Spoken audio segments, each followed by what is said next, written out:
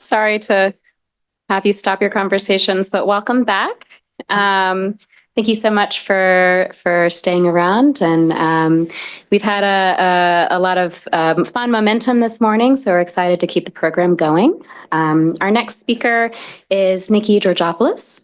Dr. Nikki Georgopulos is an assistant professor of 18th and 19th century European art history at the University of British Columbia, where she is also affiliated faculty at the Center for European Studies. She previously served as the Andrew W. Mellon Postdoctoral Curatorial Fellow in the Department of French Paintings at the National Gallery of Art in Washington, D.C., where she worked on the curatorial team of the recent exhibition, Paris 1874, The Impressionist Moment.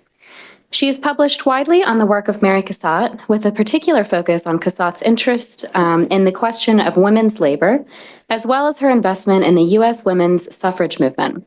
Nikki's current book project examines representations of mirrors and reflections in 19th century French art. Thank you.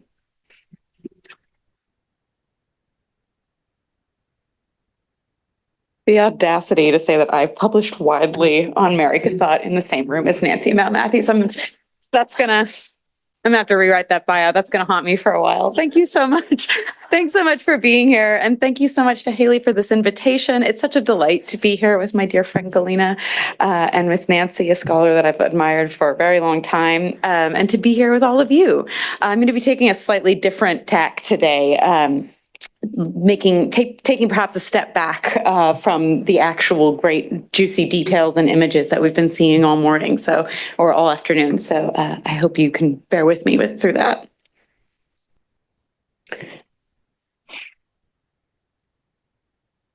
Whether in the shadow or in the light, Blanche Hoschedé-Monet is seemingly always a satellite to the sun that is her family name. The great coup of the current exhibition, beyond what I can only imagine to have been a deft dance of diplomacy to secure so many incredible loans, is an invitation to see this artist with fresh eyes, to consider her work as an artist's oeuvre, rather than as a comparative figure or a footnote in broader histories of European painting in the late 19th century.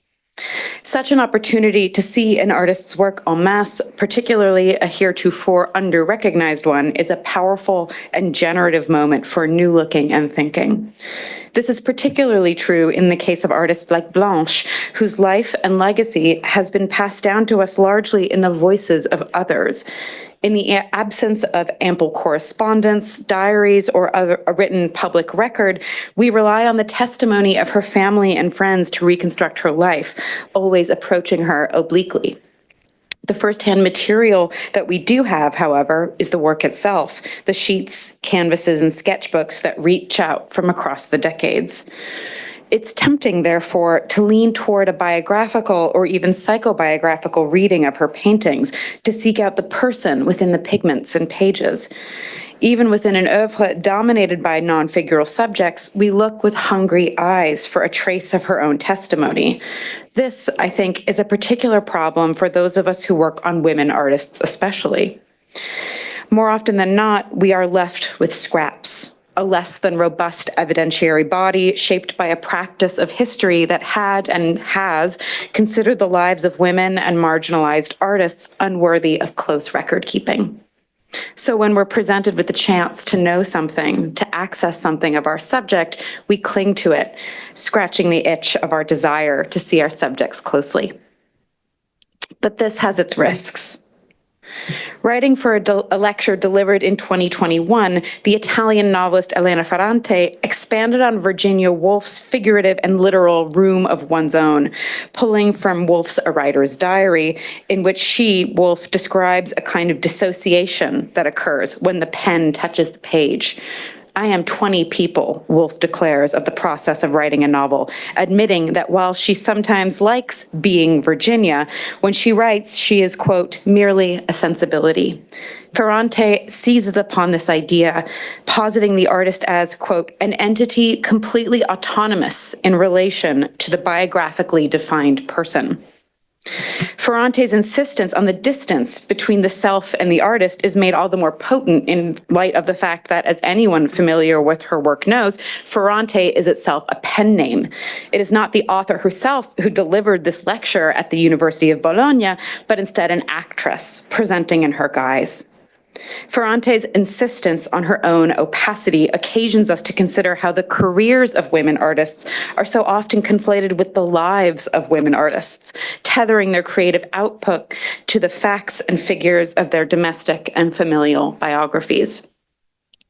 If this is true of women artists in general, surely it is doubly so for artists such as Blanche, whose names, when uttered or written, are so often followed or preceded by a patronymic phrase, daughter of, wife of, sister of.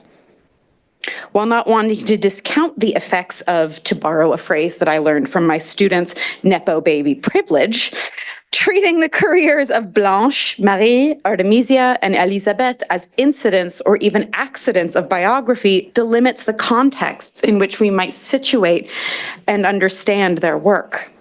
I have opted, unusually for me, to refer to these artists by their first rather than their family names, if only for the rhetorical effect of putting a little distance between their work and the biographical determinism that remains an evergreen temptation. Monographic and biographical scholarship and exhibitions such as this one lay critical groundwork for getting to know the facts and contours of an artist's life, but it is ground from which we must depart, and depart we shall. In my talk today, I'd like to take up this challenge and consider how we might examine the career of Blanche Hoschedé-Monet apart from her familial affiliations, broadening our scope of consideration by contextualizing her creative output. In pursuit of this aim, I want to return to Ferrante's distinction between the person and the artist, she who, in Ferrante's words, has no name. To be clear, I don't actually think that this is possible, or at least I am not capable of this level of compartmentalization. Blanche will always be Blanche Hoschedé-Monet, for better or worse. The work we will see will always be tethered to her, evidenced, of course, by that common art historical tendency to refer to works of art by their creators' names. Wouldn't you love to have a Hoschedé-Monet all your own? For my purposes today, I want to consider Blanche from a political and a professional rather than a personal angle, looking to the decisions that she made not as incidental, but as intentional and historically situated. For the sake of efficiency, I'll focus on just one slice of her long life and career, namely her participation at the Salon des Indépendants in the first decade of the 20th century, situating her exhibition strategies in those years within the broader artistic, political, and social contexts. I'm not so naive as to deny the influence that her family and friends would have had on these decisions or on her ability to make these decisions in the first place. But at the end of the day, she made them, not as someone's stepdaughter, but as an artist. First, some background. Born in 1865, Blanche came of age at a time when the social and political status of women was shifting underfoot throughout the world, especially in France. She would have been on the cusp of adolescence, just 13 years old, when the first International Congress of Women's Rights was held in Paris in 1878, coinciding with that year's Exposition Universelle. The Congress was the first of a series of meetings bringing together feminist thinkers throughout Europe to consider the so-called woman question on their own terms, and concluded with a series of revolutionary resolutions, reflecting the participants' collective priorities, chief among which were pay equity and the right for women to attend both trade and professional schools at the university level. Such civil rights were at the heart of French feminist programs, posited as a means of personal and collective liberation, while also appealing to a sense of national welfare. Emerging from the dark days of the Franco-Prussian War and the Paris Commune of 1870-71, France needed strong worker citizens of all genders. As one feminist writer warned, France will not rise again from this profound depression until a better educated woman can participate in this common task. We will only have a free society when women are free, for he who oppresses deserves to be oppressed. Good stuff, yeah. Yeah. Woo. Women's work and education were at the center of civic debates in the early decades of the Third Republic, as a growing consciousness of the link between women's welfare and that of the nation emerged. As feminist groups gained visibility, so too did their platform gain traction. In 1880, the Camille Say law was passed, establishing publicly funded secondary schools for girls. The Jules Ferry laws followed soon after in 1881-82, which mandated free primary education for all French children, no matter their gender. Formal education was understood to be the gateway to not only intellectual empowerment, but also economic independence, as it was the bedrock upon which professional training could be built. The freedom to work held the possibility of financial freedom, an integral step on the road to liberation, and thus the right to education and work were at the heart of French feminist movements. Despite its wider economic prospects, women's professionalization was seen as a threat to the social order that hemmed women into the domestic sphere, protecting men's place and wages within the workforce. As one writer in the feminist newspaper La Citoyenne wrote in 1881, quote, "Whether men fear feminine competition or whether they would find it terribly difficult to lose their domination over the weaker sex, they strive to find reasons, each worse than the next, for barring women from the roles that they attribute to themselves." So strong was this allergy to women's pursuit of professionalization that it was lampooned as an act of sexual transgression, a tendency documented most recently by the sociologist Juliette Rennes. A popular postcard series entitled Women of the Future from around the turn of the century depict women in the professional guises of students, doctors, soldiers, and lawyers. While to our contemporary eyes, these might seem like positive depictions of women's potential, their sly expressions, ill-fitting or otherwise overly revealing clothing, and caricatural gestures make clear their satirical intention, the figures playing out a sort of mocking burlesque of possible futures. The 15th postcard in this series takes aim at the profession of artist. Donning a floppy hat with a comically outsized bow and scarf, the figure appears with the title rapin, a pejorative slang term that translates roughly to dauber, which is to say a mediocre, amateurish painter, a far cry from a professional, ambitious artist. In the final decades of the 19th century, as Blanche was getting her start, the question of women's professionalization in the arts was picking up steam. Though the number of women who pursued formal training and held professional artistic ambition saw a steady increase throughout the 19th century, women's systemic exclusion from the official state-sponsored École des Beaux-Arts persisted until 1897. Before this policy change, women could study at private ateliers that specialized in the training of women, such as the Académie Julian, but often at double the tuition that their male counterparts would have paid. Even within these permissive spaces, the question of professionalism loomed large. Women's artistic practices were expected to adhere to those media and genre that fell on the right side of the gendered hierarchy. Flower painting, family portraits, lacework, needlework, and other forms decried as merely decorative were considered acceptable practices for women across the class spectrum. From the well-to-do lady painter hobbyist who just needed to keep her hands busy and possess just enough talent to attract a suitor, to the working class artisan for whom certain forms of art making were a respectable, sedentary means of earning money to support their families, while in no way threatening their reputation or their capacity to fulfill domestic duties. Critically, in both cases, ambition to greatness could never overtake a woman's duty to her family and the status quo, with which professional ambition was entirely incompatible.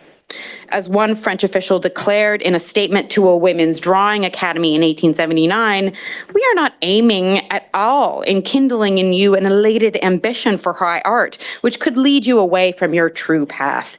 The pencil which we put in your hand must not be an instrument of vanity and fame, but of modest facility and domestic happiness." Charming. The 1881 formation of the Union des Femmes Peintres et Sculpteurs, the Union of Women Painters and Sculptors, represented a sea change, a decisive moment of self-determination, in which women rejected the institutions that had hemmed in their professional opportunities by creating their own alternatives. Not only did the Union provide a space for women's artistic education, but also for exhibitions, staging an annual Salon des Femmes every year from 1882 through the 20th century. Blanche's formative years were thus explosive with activity in the realms of women's rights and their artistic activities, as women's exhibitions, critical for exposure and sale, reached unprecedented levels. It's telling, then, that she took exactly none of these opportunities. As far as I can tell, Blanche never participated in a women's-only exhibition or otherwise associated herself with these particularly gendered organizations. I'm reminded here of Mary Cassatt, who claimed to categorically refuse, but with some exceptions, to participate in such undertakings. In a 1910 letter to a collector and critic, she upbraided him for suggesting that she do so, writing, "Men have never refused women artists their share in exhibitions or in awards. Now we want to separate them? How can you approve of this? No. In art, at least, men and women are on equal footing." Though, in hindsight, her assertion that equal opportunities had been presented to women by their male counterparts seems a touch optimistic, her insistence on being judged on equal footing rather than by metrics determined by her gender demonstrates a suspicion against such self-imposed segregation. Whether or not Blanche shared Cassatt's reservations, I want to suggest that her decision-making in her early exhibition practices were strategic and shaped by an ambition to greatness. Her institutional alignments are indicative of her desire to join a particular milieu of artists, namely that of the radical avant-garde, who staked their claim in exhibition spaces and eventually the art historical canon at the Salon des Indépendants. Before turning to the particulars of Blanche's involvement with the Salon, I want to acknowledge that her doing so cannot fully be separated from her family and social circles, that her stepfather was deeply embedded within the legacies of the avant-garde, that the next generation of artists were continuing is undeniable. Again, my intention here is not to argue that being an Hoschedé-Monet had its perks. It's clear that Blanche's exposure to a system of independent exhibitions popularized by the Impressionists would have made a mark on her. So too would she have seen up close the exemplars like Mary Cassatt and Berthe Morisot, who came before her in precisely these circles, serious artists who forged their careers by abandoning officially sanctioned systems and hitching their wagons to the burgeoning avant-garde. In the waning light of the Impressionist exhibitions of the 1870s and 80s, a new organization took shape to pick up the mantle of the avant-garde. Formed in 1884, the Société des Artistes Indépendants was in many ways both a child of and a reaction against Impressionism. Their forebears had formalized a regular exhibition practice that ran against the grain of the academic conservatism of the Salon, paving the way for alternative spaces that went beyond the small cercle or société of the era, which, while important precursors, were associated with amateurism and leisure rather than professionalism and the possibility of sales. The Impressionist exhibitions represented a world otherwise. And yet there was an abiding sense by this time that the Impressionists had lost their teeth.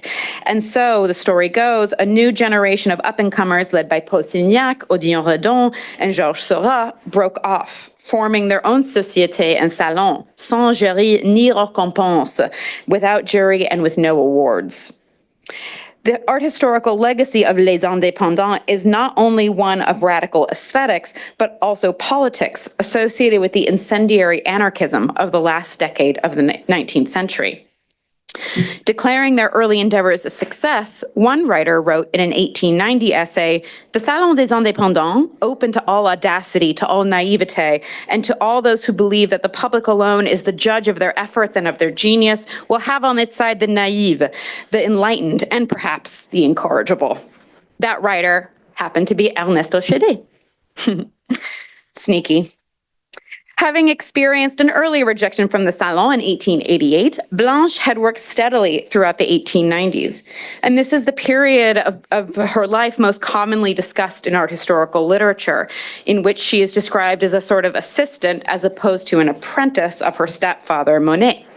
I distinguish between these two terms because the former, assistant, is devoid of the ambition attached to the latter, an apprenticeship being a period of learning that ultimately leads to an independent career. The dawn of the 20th century saw a burst of concerted professional effort for Blanche. In 1905, she made her debut at the Salon des Indépendants, exhibiting 7 paintings there. As an aside, a 1991 exhibition catalog of Blanche's work attributed this decision to a kind of copycatting, pointing out that her brother-in-law, the American painter Theodore Butler, had exhibited there since 1896. True though this may be, couching this turning point in her career in these terms subtly erodes the agency that she herself was exercising. Blanche would have known full well of the Salon's association with the cutting edge of art making, not least from her father's own writings, as we've just seen. Apprenticing with Monet would have further exposed her to the realities of the art world, granting her the tools with which to make informed strategic decisions, and what decisions they were. The years during which she exhibited with the Salon des Indépendants were artistically explosive ones. 1905 saw the dawning of the Fauvist movement, and that year's Salon was a critical preamble to the famous Salon d'automne that gave that group, the Wild Ones, their name. André Derain, Maurice de Vlaminck, and Henri Matisse exhibited alongside the by then usual suspects of Maurice Denis, Maximilien Luce, and Paul Signac, not to mention Félix Vallotton, Edouard Vuillard, Robert Delaunay, and Edvard Munch. The list truly goes on. Blanche's participation, however, did not go unnoticed. In a review for the socialist newspaper L'Humanité, the journalist Gustave Rouanet noted how he found himself arrested before her work, identifying her as a member of the École de Paysage des Indépendants, the landscape school of the independents. Rouanet extols the delicacy of color and truth of atmosphere of this infinitely remarkable school, which included such painters as Butler and Schuffenecker, as well as the muscularly expressionist Norwegian painter Edvald Munch and Henri Matisse himself. Blanche did not shy away from these radical associations, sending 4 works to the Salon des Indépendants the following year. 1906 was the year that Georges Braque first showed at this venue alongside Matisse's now canonical Bonheur de Vivre. This was also the year that Louis Vaucel would open his review of the exhibition with the dramatic declaration, "La bataille s'est engagée," the battle has begun. So too, did he have eyes for Blanche that year. He goes on to declare happily that the, quote, tyranny of influences had finally diminished, remarking that the plagiarists of Monet and the caudataires of Renoir, a term that refers to people who trailed behind popes and magistrates to carry their robes, had become rare. Here and there, he writes, one senses the suggestion of Van Gogh, of Gauguin, but did Titian not learn his trade in the school of Giorgione and Leonardo in Verrocchio's atelier? The important thing is to set oneself free in time from such formidable grips and to evolve according to the reasoned direction of one's own instincts. He goes on to add that Blanche was undertaking such a task at Giverny, courageously working in proximity to a master, unnamed, but of course Monet, whom it is, quote, perilous to imitate. Blanche, it appears, was up to the task, and undeterred by the mounting radicalism of the Salon, sent yet another suite of works in 1907. Notice that the paintings listed in the 1906 and 07 catalogs are all marked by asterisks. This indicated in the catalog that the works in question were for sale. Yet another sign of Blanche's emerging self-image as a professional working artist rather than an amateur hobbyist. While few of Blanche's works at these salons have been firmly identified, with the exception of this one here, which I think we're pretty sure about, and of course I'm very happy to be corrected if I'm wrong on this, we can make some educated guesses. Suspending our disbelief momentarily, I'm struck by how much more closely aligned Blanche's style is with the expressionistic, gestural work of the artiste indépendant alongside whom she was showing in this decade. The intensely saturated tones of the pieds d'alouette or delphiniums, which we can see downstairs, lend this still life an incredible force of presence. The same can be said of this trio of trees rendered in an array of periwinkles. While the square format of the canvas, annoyingly, forcibly, reminds me of Monet's serial landscapes of the 1890s, the strangeness of this composition recalls the vivid portrayals of nature associated with symbolists like Munch, as do the glowing pink skies and muscular marks of this view of Canteleu. Ironically, this alignment with expressionist practices would give us license to engage in the very kind of psychobiographical interpretation that I swore off at the beginning of my talk. But at least this would be occasioned by her aesthetic professional affiliations rather than familial ones. Even if the works that she herself exhibited were not, to our eyes, particularly rebellious, the fact is that she attached herself to such an artistic social milieu that was constantly under fire for bucking aesthetic norms. This speaks, even if indirectly, to a certain ambition. Not content to simply keep her works within the domestic sphere, distributing them among family and friends as a casual painter might, Blanche sought out a public context for her paintings. Her exhibition practices were well-informed and strategic, connoting a desire to be seen amongst her peers not as a rapin, a dauber, but as a professional, a working artist. By way of conclusion, I want to return to the question of the social, political context in which we must understand Blanche's professional ambitions. The early years of the 20th century were host to continued conversations about the nature of women's work, the discourses with which I began this talk. In the years of Blanche's presence at the Salon des Indépendants, the feminist writer and activist Nelly Roussel was on a speaking tour of France, delivering a speech entitled L'Éternelle Sacrifiée, She Who Is Eternally Sacrificed, first given in January 1905 and repeated at least 50 times in that year and 1906 alone. In her speech, Roussel takes up the calls of the preceding generation of feminist agitators, calling for equal pay for equal work. She furthermore denies the inherent gendering of certain professions as better suited to either men or women, defiantly asking of her audience, quote, "By what principle is each one of us to refuse the liberty to follow our own vocation, obey our natural tendencies, choose for ourselves the kind of occupation most suitable to us? In the name of what is right, is the field of our activities, in the name of what right is the field of our activities restricted and a predetermined path, the same for everyone, imposed upon us?" Well, I have no idea whether or not Blanche would have known about Roussel's whistle-stop tour. I do know that the question of women's professionalization in the arts was equally ripe around this time. That same year, 1905, the director of the Musée du Luxembourg, Léonce Bénédite, published an essay on women painters in France in a compendium of texts on women's achievements in the arts. Rehearsing a history of exceptional exceptions, Bénédite identifies a definitive break in the trajectory of women's professional prospects of artists with Rosa Bonheur, who, in Bénédite's words, quote, "gave to women a position equal to that of men, ushering in a new phase in the artistic life of woman. Quote, art became for her, that is, woman in general, not merely an intellectual pastime, but a vocation and a career." He attributes to Bonheur's example the wave of women artists that entered the arena of the Paris art world at the 1870s and 80s, making special mention of the sister-in-law of Manet, the delightful Mademoiselle Morisot, who, you'll notice, despite her achievements, is still identified first and foremost by her familial affiliation with a male painter. Bénédite goes on to list dozens of artists who have, to his eye, earned the name of true artists, leaving behind the age of the amateur. Inadvertently, perhaps echoing the revolutionary rhetoric of Roussel, he writes, "Women are proving just now that the domain of art should be open to them as freely as it is to men, on the grounds of right and reason." But what of the Salon des Indépendants?